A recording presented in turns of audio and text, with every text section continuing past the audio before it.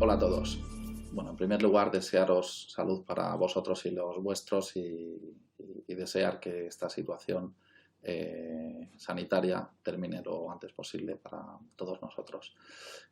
Hoy vamos a hablar del uso de la tecnología para precisamente combatir la pandemia, la epidemia, y para ayudar a hacer una exposición ordenada me gustaría centrarme en 4 aspectos diferentes. El primero es el de telediagnóstico y cribado. Bueno, hemos visto muchas iniciativas públicas y algunas privadas para dotar a la ciudadanía de herramientas que les permitan un cribado, y no solo un cribado, sino un acceso a personal sanitario sin la necesidad de desplazarse. Obviamente esto ha ayudado en gran medida a reducir la presión sobre los centros sanitarios y también, obviamente, a reducir esos desplazamientos que aumentan en gran medida la posibilidad de contagio. Por otra parte, el auge del e-commerce en estos últimos años, especialmente de los grandes jugadores en el ámbito de retail electrónico, han mejorado de forma sustancial las redes de logística y transporte de nuestro país, y pensamos que esto va a jugar un papel relevante si en algún momento se decide dotar a la ciudadanía, a la población, de medios físicos como puedan ser los higiénicos, como puedan ser guantes, mascarillas, etcétera, de forma masiva. Por otro lado, la mejora de la información del ciudadano es fundamental. Un ciudadano bien informado es un ciudadano que va a disminuir el nivel de riesgo y probablemente identificar situaciones de riesgo de forma mucho más eficiente. Y en este sentido, la utilización de técnicas de inteligencia artificial que ya veníamos viendo para la eliminación de fake news va a jugar también un papel preponderante en este momento, de forma que las medidas sanitarias que adoptemos individualmente sean las correctas. Y por último, y para mí este es el aspecto probablemente más importante, el uso masivo de datos nos va a permitir controlar la epidemia y eventualmente erradicarla. ¿Cómo hacemos este control y erradicación de la epidemia? ¿Por qué el uso masivo de datos nos va a poder ayudar? Bueno, primero porque existen fuentes masivas de datos que prácticamente nos van a dar detalle a nivel de individuo, como pueda ser la telefonía móvil, que en un país como España tiene una tasa de penetración prácticamente absoluta, y por tanto vamos a poder saber de nuestros individuos tanto quiénes son, como cuál es la evolución espaciotemporal que están realizando y que tan útiles como vamos a ver en ejemplos posteriores. Es cierto que algunas aplicaciones instaladas en nuestros móviles también producen información georreferenciada y también van a ser muy útiles, muchas de grandes jugadores de las Big Tech, y algunas otras de algunos jugadores de nicho que ayudan de forma anonimizada a disponer de información útil para hacer un análisis de comportamiento. Por tanto, el uso de estas fuentes masivas de datos es principal para resolver 3 tipos de problemas. Uno primero es el análisis de comportamiento, el segundo es la generación de medidas de aislamiento más eficientes y el tercero es la identificación personal del riesgo. Si vamos al análisis de comportamiento, habréis visto algunos de vosotros en los últimos días que Google ha liberado datos de movilidad para más de un centenar de países y dando información detallada en el caso de España por comunidades autónomas, y esta información nos está ayudando para conocer cuál es el impacto real que están teniendo las medidas establecidas por el gobierno en la movilidad de las personas. Voy a poner otro ejemplo. Este ejemplo es de Geoblink, que es una startup española con la que AFI tiene una excelente relación, especialmente en la colaboración que tienen con nuestros programas de formación en Big Data y Data Science. y donde están dando información muy detallada de movimiento de personas. Esta información es detallada tanto por distintos sectores productivos, distintas industrias, pero también es muy detallada desde el punto de vista de la ubicación geográfica. Como decía antes, la granularidad es muy importante y poder identificar aquellos ámbitos geográficos donde el riesgo pueda ser mayor de contagio, obviamente hará mucho más eficientes las medidas de aislamiento que se vayan tomando en cada momento. Por último, en cuanto a análisis de comportamiento, me gustaría también destacar este trabajo del MIT, liderado por el profesor Esteban Moro, uno de los fundadores de nuestros máster en Big Data y Data Science,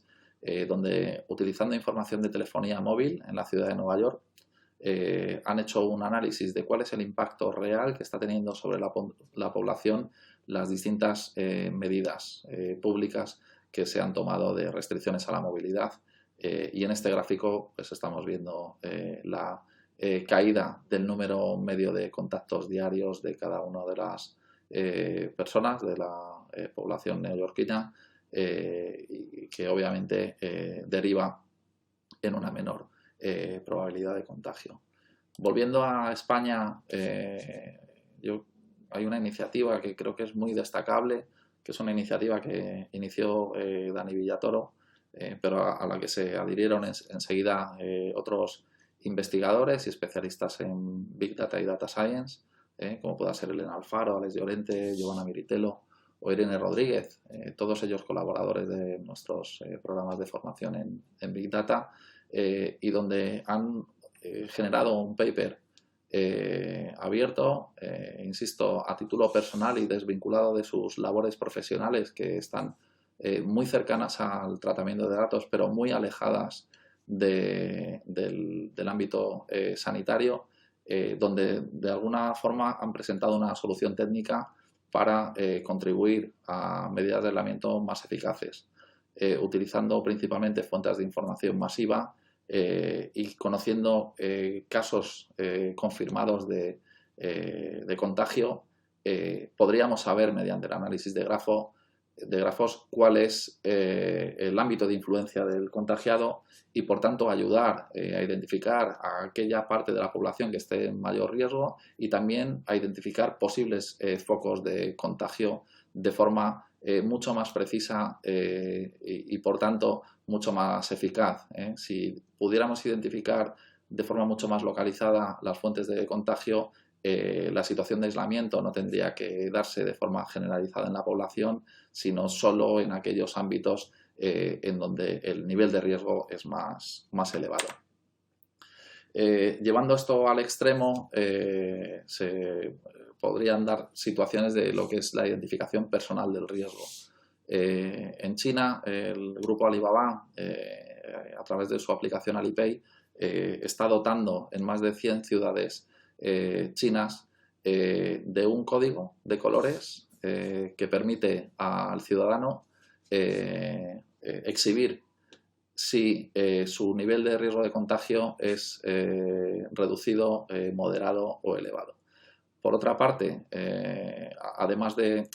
esto convertirse en una especie de equivalente al pasaporte biológico, que permita el libre tránsito, y así se está utilizando en muchas ciudades, tanto en controles en accesos a transporte público, como estamos viendo en esta foto, como controles que se estén haciendo en las vías públicas. Ayuda también a que cuando estos modelos de análisis detectan que la situación de riesgo del ciudadano se ha modificado, probablemente porque ha estado en contacto con un contagiado, sirven para alertar a este ciudadano de que su nivel de riesgo se ha incrementado o incluso de que su nivel de riesgo es tan elevado como para considerar que es muy probable que esté contagiado y, por tanto, tenga que ponerse en contacto con las autoridades sanitarias. Las principales conclusiones sobre el uso de fuentes masivas de datos y de data science como solución para la crisis son, lógicamente, que estamos afortunadamente dotados de una capacidad tanto tecnológica como de procesamiento de datos que nos permitirían ser muchísimo más eficiente en las medidas de aislamiento o de restricciones a la libre circulación de las personas y, por tanto, generar un menor impacto económico y social desde el punto de vista de tratamiento de la pandemia.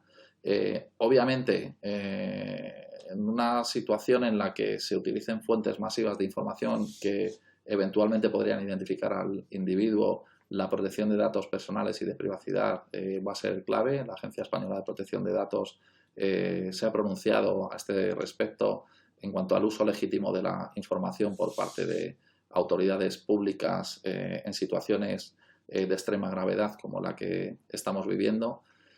La colaboración público-privada va a ser fundamental porque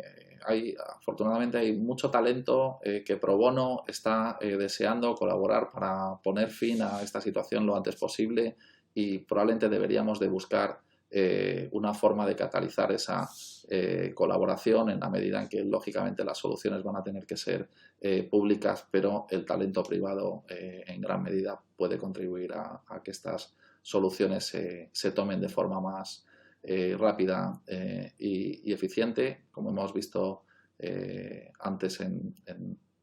el paper presentado anteriormente y que se está poniendo en marcha en este momento en la Comunidad Valenciana y probablemente en el resto de España también en breve. Y por último, esto lo hemos dicho, lo decíamos antes de la crisis sanitaria, la capacitación en técnicas de análisis de datos es vital en cualquier negocio, es vital en cualquier situación y, por tanto, cualquier iniciativa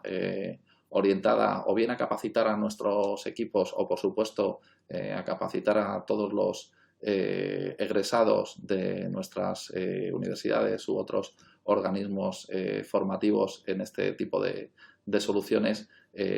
nos va a ayudar, va a contribuir de forma radical a hacer más eficientes a nuestras empresas, a hacer más eficiente a nuestros gobiernos y, en definitiva,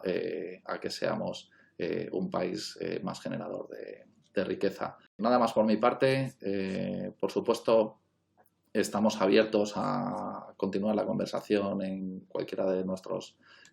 canales de comunicación y a vuestra disposición para lo que necesitéis en este ámbito. Muchas gracias.